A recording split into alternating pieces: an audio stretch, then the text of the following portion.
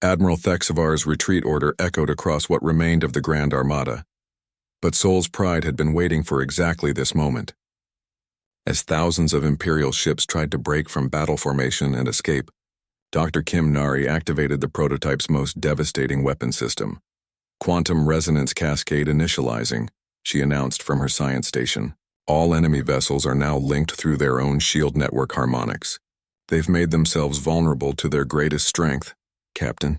Lee Donghyun watched his tactical display as Sol's Pride, prepared to demonstrate the ultimate example of human innovation triumphing over alien arrogance. The Empire's ships all used interconnected shield systems designed to support each other during battle.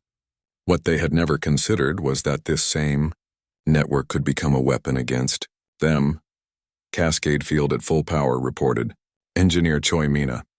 Every Imperial ship within 50,000 kilometers is now connected through their own defensive systems. The prototype began broadcasting a specific quantum frequency that resonated through the Imperial fleet's networked shields. Instead of protecting the ships, their own defensive systems began turning against them. Shield generators overloaded, power distribution networks failed, and hull plating cracked under impossible stress patterns. Lieutenant Han Jiwoo coordinated with the rebel fleet as Sol's Pride's cascade effect spread throughout the retreating armada. Commander Yoon's forces are moving to optimal positions. They're ready to exploit the chaos. What happened next would become legend throughout the galaxy. Ship after ship of the mighty Grand Armada simply tore itself apart as the quantum cascade turned their own technology against them. Massive dreadnoughts that had conquered dozens of star systems crumpled like paper as their structural integrity fields collapsed. "This is impossible," Admiral Thexavar whispered from the bridge of his crippled flagship. Around Cosmic Dominion, the greatest military force in galactic history was destroying itself while a single small ship danced untouched through the devastation. Sol's Pride materialized directly in front of the Imperial flagship's main viewports. For the first time, Admiral Thexavar could see the vessel that had obliterated his fleet. It was smaller than his shuttle, elegant and graceful where Imperial ships were massive and intimidating. Yet this tiny craft had accomplished what entire rebel fleets had never managed. Captain Donghyun opened a communication channel to broadcast on all frequencies, ensuring that his message would reach every corner of the galaxy through the Empire's own communication networks. "This is Captain Lee Donghyun of the Earth vessel Sol's Pride, speaking to all forces present and to the galaxy beyond." His voice carried clearly across space. "Today you have witnessed the power of human ingenuity and the strength that comes from being underestimated." The quantum cascade continued its devastating work as he spoke. Explosions blossomed throughout the Imperial formation like deadly flowers, each one marking another ship falling to its own defensive systems turned against it. "For too long, the Empire has dismissed Earth as a primitive world useful only for basic labor," Donghyun continued. "You have forgotten that sometimes the greatest innovations come from those you consider least capable. Today, humanity demands recognition as equals in this galaxy, not subjects to be commanded." Admiral Thexavar found his voice long enough to transmit a desperate response. "What are you? How is this possible?" "We are what happens when you ignore potential," Donghyun replied simply. "Sol's Pride represents human creativity applied to the technologies you thought only you could master. We studied your weaknesses while you dismissed our strengths." The cascade effect reached its peak, spreading to every networked Imperial ship within the system. Of the 11,400 vessels that had arrived to crush the rebellion, less than 3,000 remained operational. The rest were either destroyed outright or disabled beyond repair. Commander Yoon Tae-hyung's voice joined the transmission from the rebel fleet. "All Imperial forces, this is Kepler Station Command. You came here to demonstrate your power and instead discovered ours. We offer terms of surrender to any ship willing to acknowledge the independence of the outer sectors."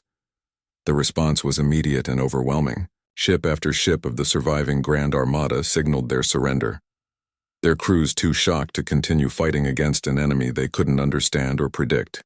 The rebellion that had seemed doomed hours earlier had achieved complete victory. Dr. Kim Nari monitored the quantum cascade as it finally dissipated, having accomplished its purpose with mathematical precision. Cascade field is collapsing naturally. All hostile shield networks are neutralized. The surviving Imperial vessels are no longer capable of coordinated operations. Engineer Choi Mina checked Seoul's Pride systems after their unprecedented performance. All systems nominal. The ship performed perfectly throughout the entire operation. We're ready for immediate departure if needed. But departure wasn't necessary. The few Imperial ships still capable of movement were already jumping to hyperspace, fleeing the system that had become the graveyard of their invincible armada. Among them was Admiral Thexvar's limping flagship, its crew broadcasting desperate reports about the impossible defeat they had witnessed. Lieutenant Han Jiwoo monitored Imperial communications as news of the disaster spread across the galaxy. "Captain, they're calling it the Battle of Kepler Station. Reports are reaching the Imperial capital about a ghost ship that destroyed the Grand Armada single-handedly. The rebel fleet moved through the debris field, rescuing survivors from both sides while marveling at what they had witnessed." Commander Yoon transmitted his personal gratitude to Seoul's Pride as the prototype prepared for its journey home. "Captain Dong-yun, what you and your crew accomplished today has changed everything. The outer sectors are free because of your courage and innovation. The outer sectors are free because they fought for their freedom," Dong-yun replied. Seoul's Pride simply proved that no force is truly invincible when faced with determination and creativity. As the prototype engaged its quantum engines for the journey back to Earth, news of the victory was spreading faster than light itself. The galaxy buzzed with reports of the Battle of Kepler Station, where a single small ship had obliterated the mightiest fleet ever assembled. On Earth, Commander Park Ji-ho received the first reports with quiet satisfaction. His team's work had accomplished everything they had hoped and more. The planet that had been dismissed as primitive had just demonstrated technological superiority that shocked the Galaxy. General Oh Kyung-soo found himself suddenly very popular with Imperial diplomats eager to negotiate new treaties with Earth. The planet's status as a minor member world was clearly about to change dramatically. "Sir," reported a communications officer, "we're receiving priority requests from over 40 star systems asking about acquiring Earth technology. The Galactic Trade Council wants to schedule immediate meetings about technology sharing agreements."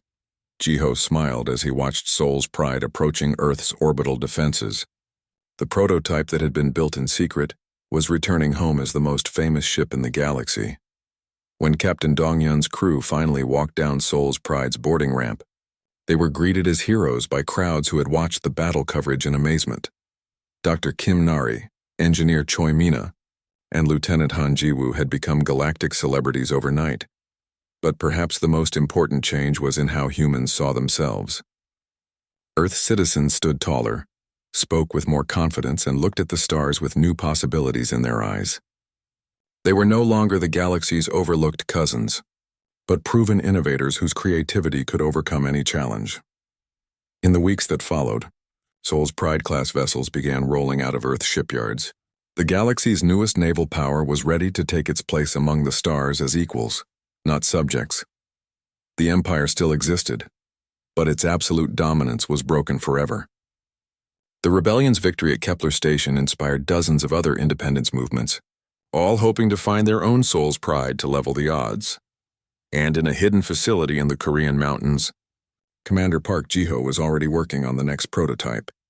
Because the galaxy was a big place with many challenges yet to face, Seoul's Pride had proven that being underestimated was the greatest advantage of all, and humanity intended to keep that advantage for a long time to come. The Grand Armada emerged from hyperspace like a metal hurricane, their formation so vast it blotted out the stars. Admiral Thexvar watched from his flagship's bridge as 11,000 warships arranged themselves in perfect Imperial battle order, their weapons powered and shields raised for the coming slaughter. "Rebel fleet detected," reported Captain Vextar. 800 vessels in defensive positions around their primary stronghold. Exactly as intelligence predicted. Admiral Thexvar studied the tactical display with satisfaction. The rebels had arranged their pathetic collection of ships in a standard defensive sphere around Kepler Station, clearly hoping to make the Empire pay for every meter of space. It was brave but ultimately pointless. "Signal all commands," the Admiral ordered. "Execute Battle Plan Alpha. We will demonstrate the full power of Imperial might before accepting their inevitable surrender." Throughout the Grand Armada, thousands of warships began their coordinated advance. The formation moved with mechanical precision, each vessel maintaining perfect position as the massive fleet approached the rebel positions like a slow-moving avalanche of destruction. What Admiral Thexvar did not realize was that Sol's Pride had been waiting inside his formation for hours. The prototype hung motionless between two Imperial dreadnoughts, completely invisible to all sensors, while Captain Lee Dongyun and his crew made final preparations for Operation Thunderstorm. "All systems green," reported Engineer Choi Mina from her station. "Ghost drive is stable, adaptive armor is charged, and weapon systems are online." Dr. Kim Nari monitored the tactical network linking Sol's Pride with the rebel fleet. "Communication with Commander Yoon's forces is secure. They're ready to coordinate their attack with our strikes." Lieutenant Han Jiwoo's fingers danced across her console as she identified priority targets throughout the Imperial formation. "I've locked onto their command frequency generators and primary coordination nodes. Once we start, they'll lose tactical cohesion within minutes." Captain Dongyun took a deep breath, knowing that what happened in the next few hours would determine the fate of the rebellion and possibly change the balance of power in the galaxy forever. "Remember," he told his crew, "we're not just fighting for the rebels. We're proving that human ingenuity can overcome any odds. Today the galaxy learns that Earth is nobody's second-class citizen." As the Grand Armada closed to weapons range, the rebel fleet opened fire with everything they had. Plasma bolts and missile salvos streaked across space toward the approaching Imperial ships. Most deflected harmlessly by advanced shields, but some finding their marks on smaller vessels. Admiral Thexvar laughed as he watched the desperate rebel attack. "Pathetic. Their heaviest weapons barely scratch our destroyer screens. Signal the fleet to return fire, but use only minimum power settings. I want to capture as many survivors as possible for public execution." The Empire's response was devastating. Thousands of heavy plasma cannons opened fire simultaneously, their coordinated barrage overwhelming rebel shields and tearing through armor like paper. In the first exchange, the rebels lost 50 ships while barely damaging a dozen Imperial vessels. "This will be over in an hour," Vextar observed with satisfaction. That was the moment Sol's Pride struck. The prototype suddenly materialized inside the Imperial formation, appearing directly behind the command dreadnought Cosmic Dominion. Before anyone could react, Sol's Pride's unique weapon systems opened fire on critical system nodes that Dr. Nari's analysis had identified as vulnerable points. "What was that?" Admiral Thexvar demanded as his flagship's lights flickered and communication channels filled with static. "Unknown vessel attacking from within our formation," Vextar reported, confusion evident in his voice. "How did it get past our screens?" Sol's Pride didn't stay to answer questions. The ship's ghost drive activated, phasing it partially out of normal space just as a dozen Imperial vessels fired at its position. The energy beams passed harmlessly through empty space while the prototype reappeared 3,000 kilometers away, already targeting its next victim. Captain Donghyun smiled as he guided Sol's Pride through the impossible maneuvers that only human intuition could conceive.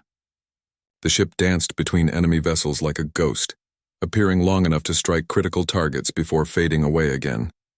"Target their shield generators," he ordered. "Mina, route all power to the phase drivers. We're going to show them something they've never seen before." The prototype's next attack was even more spectacular. Sol's Pride appeared to materialize inside an Imperial cruiser's shield perimeter, fired directly at its reactor control systems, then phased back out before the explosion could damage it. The enemy ship went dark, its power systems completely offline. Throughout the Grand Armada, panic began to spread as ship after ship reported impossible attacks from an enemy that couldn't be tracked or targeted. The perfect Imperial formation started to waver as captains broke ranks trying to locate the phantom attacker. "All vessels, maintain formation," Admiral Thexvar commanded, but his order came too late. Sol's Pride had already struck at the communication relay systems that coordinated the fleet's movements. Ships that had fought together for years suddenly found themselves unable to coordinate their attacks effectively. Lieutenant Han Jiwoo's voice crackled through the prototype's bridge. "Rebel fleet is engaging the Imperial front lines now. Their coordinated strike is working perfectly. Commander Yoon's forces had timed their assault to coincide with Sol's Pride's chaos-inducing attacks. While the Imperial fleet struggled to deal with the phantom ship wreaking havoc in their rear formations, the rebels struck hard at the now disrupted front lines. Dr. Nari's analysis proved correct. Without their coordination protocols functioning properly, the massive Imperial ships found themselves vulnerable to the rebels' unconventional tactics. Small groups of rebel fighters swarmed individual dreadnoughts, targeting specific systems while the giants couldn't bring their overwhelming firepower to bear effectively.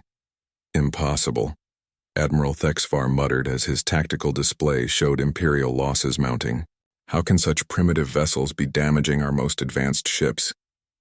Soul's Pride answered that question by appearing directly above Cosmic Dominion's bridge tower. The prototype's adaptive AI had studied Imperial shield frequencies during weeks of observation, learning to adjust its weapons to exploit weaknesses that the Empire's own engineers never knew existed. The attack on the flagship's command systems was surgical and devastating. Critical data networks went offline, sensor arrays failed, and weapon targeting systems began firing at random coordinates. In seconds, the most powerful ship in the Grand Armada was reduced to a blind, confused giant. Flagship is under attack, Bextar reported unnecessarily as explosions rocked the bridge. All systems failing. We're dead in space. But Soul's Pride wasn't finished. The prototype began what Captain Dong Yun called the ghost dance, appearing simultaneously at multiple points throughout the Imperial formation. The ship's quantum systems allowed it to exist in several dimensions at once, making it seem like there were dozens of phantom attackers striking from impossible angles. Imperial gunners fired frantically at targets that flickered in and out of existence. Ships began targeting each other by mistake as their sensor. Systems couldn't distinguish between Soul's Pride's quantum signatures and their own vessel's emissions. Engineer Choi Mina watched her displays with amazement as the prototype systems performed beyond all design specifications. Captain, we're operating at 300% of rated capacity, but everything is holding together perfectly. It's like the ship knows exactly what we need it to do. The battle that Admiral Thexvar had expected to end in an hour stretched into its third hour with no victory in sight. Worse, the Grand Armada was actually losing. Ships that had never known defeat were falling to an enemy they couldn't see, couldn't predict, and couldn't understand. Sir, Vextar reported with growing desperation, we've lost over 2,000 ships. Our formation is completely broken. The Phantom vessel has destroyed our tactical coordination entirely. For the first time in his military career, Admiral Thexvar faced the possibility of defeat at the hands of supposedly primitive enemies. The rebels were still outnumbered, but Soul's Pride had transformed the battle into chaos that favored the smaller, more maneuverable rebel vessels. Order a general withdrawal, the Admiral commanded, his pride finally overcome by practical necessity. But as the surviving Imperial ships tried to retreat, they discovered that Soul's Pride had one more surprise waiting for them. The prototype's final phase of Operation Thunderstorm was about to begin, and the galaxy was about to witness something that would be remembered for generations to come. The war room on Kepler Station felt smaller with each passing hour. Commander Yoon Tae-hyung stared at the tactical display, showing the approaching Grand Armada, its massive formation like a storm cloud of death heading straight for everything he had sworn to protect. Around the table, his fellow rebel leaders wore expressions of grim determination, mixed with barely concealed fear. Latest intelligence confirms 11,400 Imperial ships, reported Specialist Kang Yoonji, her voice steady despite the hopeless number she was sharing. They'll reach our outer defenses in 18 hours. Sergeant Lim Hyunwoo, representing the ground forces, shook his head slowly. Even if we had twice our current fleet, those numbers would be impossible to face. Our people are brave, but bravery doesn't stop Imperial plasma cannons. Commander Yoon looked around the room at faces he had come to know over years of fighting for freedom. These were good people who had risked everything to break free from the Empire's crushing control. They deserve better than to die in a hopeless battle against impossible odds. How many ships can we field? He asked, though he already knew the answer would be devastating. 800 total, replied Captain Nam Jisoo, the fleet coordinator. Most are converted civilian vessels with basic weapons. We have maybe 50 actual warships, and our heaviest cruiser is outgunned by their standard destroyers. The silence that followed was heavy with unspoken thoughts. Everyone in the room understood what those numbers meant. The Grand Armada could destroy their entire fleet without even slowing down. The rebellion that had started with such hope was about to end in complete annihilation. There has to be something, Yoon said quietly. Some strategy, some weakness we can exploit. The Empire's strength is also their weakness. They're too confident, too predictable. Yoonji pulled up detailed scans of the approaching fleet. Their formation is textbook Imperial doctrine. Massive dreadnoughts in the center, cruiser screens on the flanks, destroyer squadrons for rapid response. They're not even trying to hide their approach because they don't think we can hurt them. Because we can't, Hyunwoo added bitterly. Commander, I've run every simulation I can think of. Even if we achieve perfect tactics and they make serious mistakes, we lose 90% of our fleet before we can damage even 1% of theirs. As the grim discussion continued, a priority alert chimed from the communication station. The duty officer looked confused as he read the incoming message. Sir, we're receiving a transmission on a secured channel. The sender identifies as Soul's Pride. I've never heard of that ship in our fleet roster. Commander Yoon frowned. Put it through. The main screen flickered, then displayed the bridge of an unfamiliar vessel. A human in what appeared to be Earth military uniform looked back at them with calm confidence. Rebel Command, this is Captain Lee Dong-yun of the Earth prototype vessel Soul's Pride. Request permission to discuss tactical cooperation. The room erupted in surprised murmurs. Earth ships were known to be primitive vessels used only for basic support roles. What could one Earth captain possibly offer against the Grand Armada? Captain Dong-yun, Yoon replied carefully. With respect, we appreciate any support, but one Earth frigate isn't going to change our situation. Dong-yun smiled. Commander, Soul's Pride isn't in your fleet databases because we've been operating under deep cover. We've been shadowing the Grand Armada for weeks, recording their capabilities and weaknesses. We're not exactly what the Empire thinks we are. To prove his point, Dong-yun transmitted tactical data that made everyone in the war room stare in amazement. The information was incredibly detailed, showing weapon patterns, shield frequencies, and communication protocols that should have been impossible for any rebel ship to obtain. How did you get this close to their formation? Yoonji asked, her intelligence officer's instincts immediately recognizing the value of what they were seeing. Soul's Pride has some unique capabilities, Dong-hyun explained. We can move unseen through their fleet, gather intelligence, and strike from positions they'll never expect. But more importantly, we've identified critical weaknesses in their standard tactics. Dr. Kim Nari appeared on screen beside Dong-yun. Commander Yoon, the Empire has become complacent. Their ships all follow the same design philosophy, use the same tactical patterns. They've forgotten how to adapt because they've been winning through pure overwhelming force for so long. She activated a holographic display showing the Empire's battle formation. Notice how they network their defensive systems? It makes them stronger against conventional attacks, but it also creates a single point of failure. If we can disrupt their coordination protocols, their entire formation becomes vulnerable. Captain Namjasu leaned forward, studying the data. Even if that's true, we'd need to get close enough to their command ships to implement any disruption. Our vessels would be destroyed long before we could reach effective range. That's where Soul's Pride comes in, Dong-yun said. We can penetrate their formation undetected. We can strike at their command structure while they're focused on your fleet. But we'll need precise coordination to make this work. Commander Yoon felt the first spark of hope he'd experienced in days. What exactly are you proposing? Over the next several hours, the Earth team shared their full analysis with the rebel commanders. Soul's Pride was indeed unlike any vessel the galaxy had seen. Its stealth capabilities were so advanced that it could operate inside enemy formations without detection. Its weapons, while different from standard designs, could target specific system vulnerabilities that conventional tactics ignored. The Ghost Drive lets us exist partially outside normal space, Engineer Choi Mina explained during a technical briefing. We can appear anywhere within their formation, strike critical targets, then fade away before they can respond. Specialist Yoonji worked with Lieutenant Han Ji-woo to coordinate communication protocols. If we can establish a secure tactical network between Soul's Pride and our fleet, we can create real-time coordination that the Empire won't be able to predict or counter.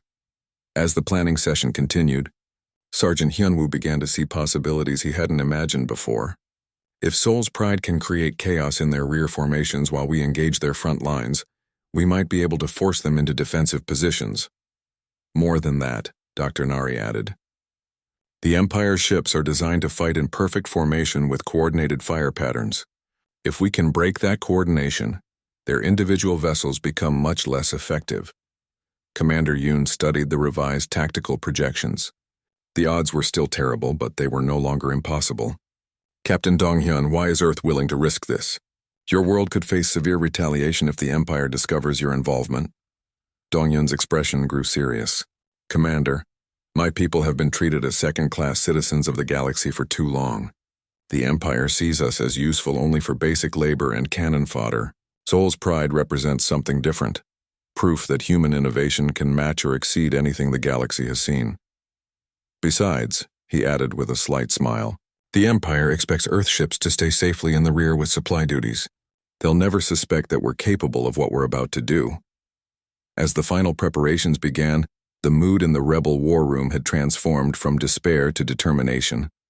They were still facing impossible odds, but now they had something they hadn't possessed before. A plan that might actually work and an ally the Empire would never see coming.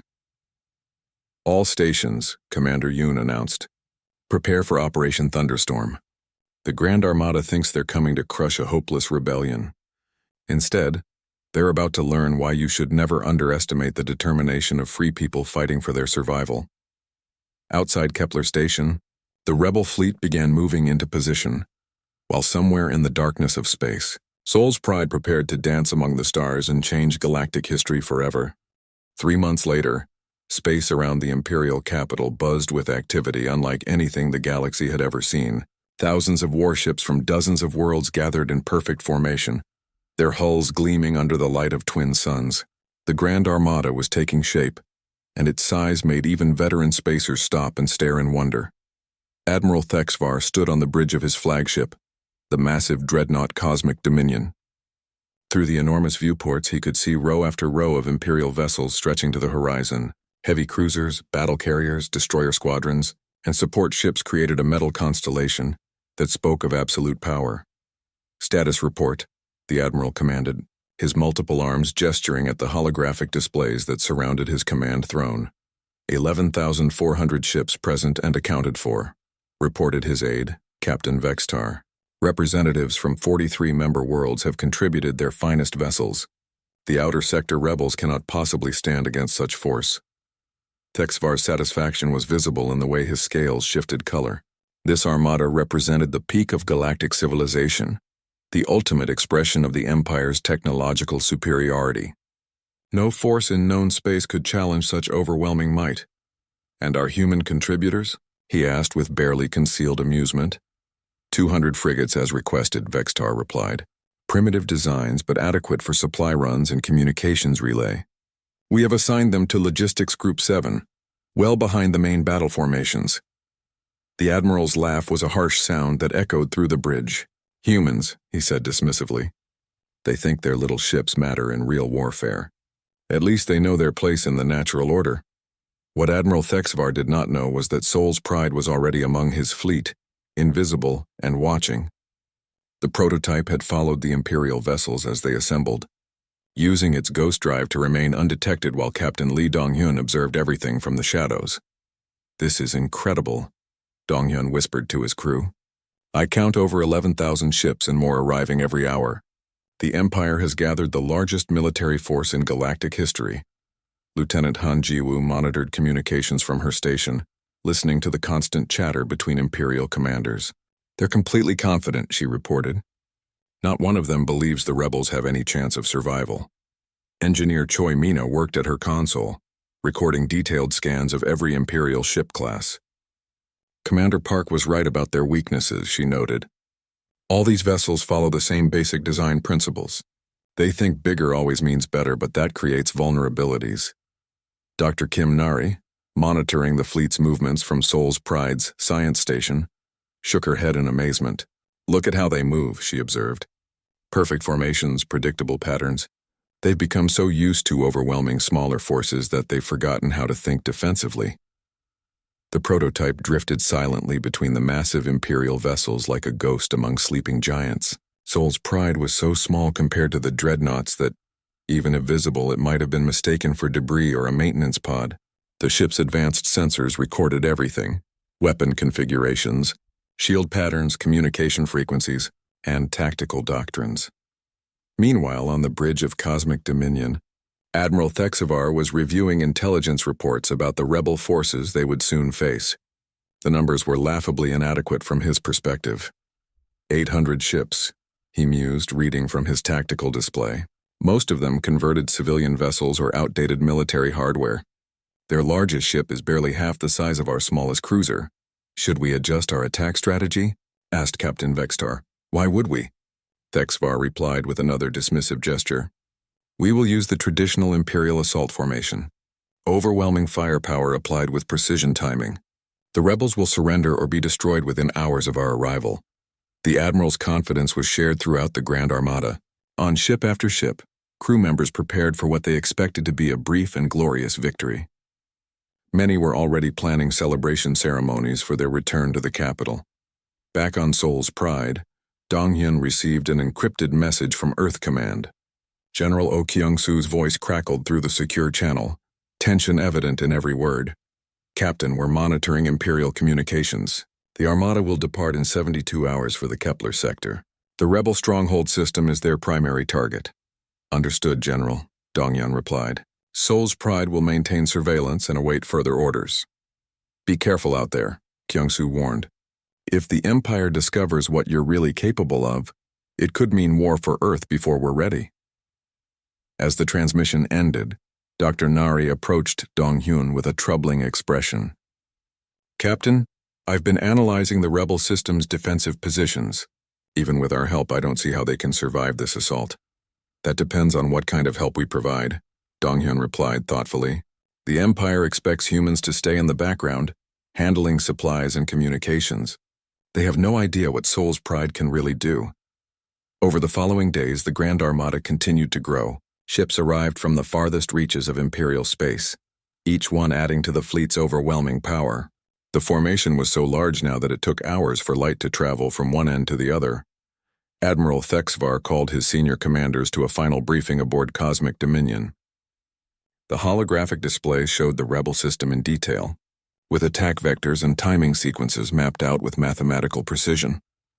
Gentlemen, the Admiral announced, we are about to witness the most decisive military action in galactic history. The Outer Sector Rebellion has challenged Imperial authority for the last time. When we are finished, no world will dare question the Empire's rightful dominance. The commanders expressed their agreement with enthusiasm, each eager to claim their share of the coming glory. None of them noticed the small anomaly in their sensor readings, a faint ghost signature that appeared and disappeared too quickly to track. Seoul's Pride continued its silent watch, recording every detail of the Imperial preparations. Dong-hyun and his crew knew they were witnessing the gathering of a force that could conquer entire star systems. But they also knew something the Empire had forgotten. Sometimes the smallest ship could make the biggest difference. All stations, prepare for departure, came the broadcast from Cosmic Dominion. The Grand Armada moves in 1 hour. Today we crush rebellion forever. As thousands of ships began powering up their engines, Seoul's Pride faded even deeper into the shadows. The greatest test of human ingenuity was about to begin, and the galaxy would never be the same. The morning sun cast long shadows across the hidden military base deep in the Korean mountains. Commander Park Ji-ho stood in the observation deck, watching his team prepare for another test flight. Below him, the prototype ship Seoul's Pride sat quietly on the launch pad, looking nothing like the war machines the galaxy knew.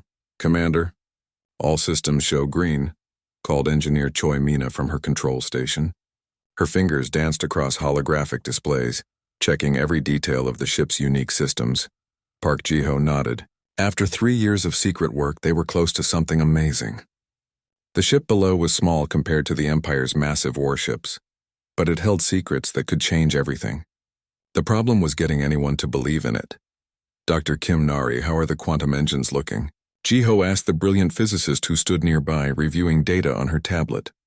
Perfect, Nari replied with a smile. The fold drive is stable, and the ghost phase system is ready for testing. If my calculations are correct, we can move through space in ways no one has ever seen before. Captain Lee Dong-hyun emerged from the ship's airlock, adjusting his flight suit. As their best test pilot, he had flown Seoul's Pride through impossible maneuvers that would destroy any normal spacecraft. Today would push the limits even further. Ready for another dance with physics? Dong-hyun asked with a grin. Despite the serious nature of their work, he loved every moment in the pilot's seat. The ship responded to his touch like it was reading his mind. Remember, this test is different, Jiho warned. We're going to try the full stealth approach. If it works, Soul's Pride will be completely invisible to all known sensors. The team had good reason to keep their work secret. Earth had been part of the Galactic Empire for 40 years, but always as the weak cousin that nobody respected. The Empire's leaders saw humans as useful only for basic labor and cannon fodder. They laughed at human technology and dismissed human ideas as primitive thinking. Last month, Empire Admiral Thexvar had visited Earth's capital. Jiho remembered watching the news coverage, seeing the aliens' dismissive attitude toward everything human. Your species thinks in such simple patterns, the Admiral had said. Perhaps one day you will learn real science from your betters. Those words had burned in Jiho's mind for weeks. His team was proving that human thinking could create something wonderful, something that would shock the entire galaxy. But they had to be careful. If the Empire learned about Soul's Pride too early, they would either steal the technology or destroy it out of fear. Launch sequence beginning, announced Lieutenant Han Ji-woo from the communications station. The young officer had volunteered for the prototype project, despite knowing it might end her career if things went wrong. Like the rest of the team, she believed in what they were building. Soul's Pride rose smoothly from the launch pad. The ship moved with an elegance that seemed impossible for human engineering. Dr. Nari's quantum engines produced no visible exhaust, no energy signature that normal sensors could detect. The ship simply lifted into the sky like it was floating on invisible wings. Ghost drive activating, Donghyun reported from the cockpit. I can feel the ship shifting between dimensions. It's like flying through a dream. On the observation deck screen, Soul's Pride began to fade from view. The ship was still there, but existing partially outside normal space. All tracking systems lost contact. For several minutes, the prototype was completely invisible to the most advanced sensors Earth possessed. Incredible, whispered Mina. The stealth system is working perfectly. Even I can barely detect our own ship. The test continued for 2 hours. Soul's Pride performed maneuvers that should have been impossible. It appeared in one location, vanished, then reappeared somewhere else entirely. The ship's adaptive armor adjusted to different energy patterns, making it resistant to the Empire's standard weapons. Most importantly, the human-designed AI systems proved they could think in ways that alien technology could not predict or counter. When Donghyun finally landed the prototype, the entire team gathered around him with excitement. They had just witnessed something that would change galactic history, but they were the only ones who knew it. Sir, Jiwoo interrupted their celebration. We're receiving a priority message from Earth Command. The main screen displayed General Oh Kyung-soo's stern face. The general served as Earth's military liaison with the Empire, a difficult job that required careful diplomacy. Commander Park, the Empire has issued new demands, Kyung-soo announced. They are assembling something called the Grand Armada to crush rebel activity in the outer sectors. Earth must contribute 200 ships to support this operation. Jiho felt his heart sink. 200 ships meant most of Earth's fleet would be sent to fight the Empire's battles. Worse, it meant Soul's Pride might be discovered and taken by alien commanders who would never understand its true potential. What type of ships are they requesting? Jiho asked carefully. Standard frigates only, Kyung-soo replied. Admiral Thexvar specifically said that human vessels should handle logistics and support roles. He doesn't believe we're capable of real combat operations. Perfect, Jiho thought. The Empire's arrogance would be their shield. As long as the aliens believed humans were incapable of building advanced warships, Soul's Pride would remain hidden. After the transmission ended, Jiho gathered his team around the conference table. They had reached a critical moment in their project. The Empire was mobilizing for war, and Earth would be dragged along as usual. But this time humanity had a secret weapon that the galaxy's greatest military minds could never imagine. We continue our work in absolute secrecy, Jiho announced. Let the Empire take our old frigates and assign them to carry supplies. They will never know that Earth's greatest achievement is watching from the shadows. Dr. Nari looked thoughtful. Commander, what if we could help the people the Empire plans to attack? These outer sector rebels are fighting for their freedom. One step at a time, Jiho replied. First we perfect Soul's Pride, then we find the right moment to show the galaxy what human ingenuity can accomplish. Outside the mountain facility, the sun was setting behind the peaks. In a few months, the Empire's Grand Armada would assemble, confident in their overwhelming power. They would never suspect that a small ship built in an ignored corner of the galaxy would soon change everything they thought they knew about warfare. Soul's pride sat quietly in its hangar, waiting for its moment to dance among the stars and prove that being underestimated was the greatest advantage of all.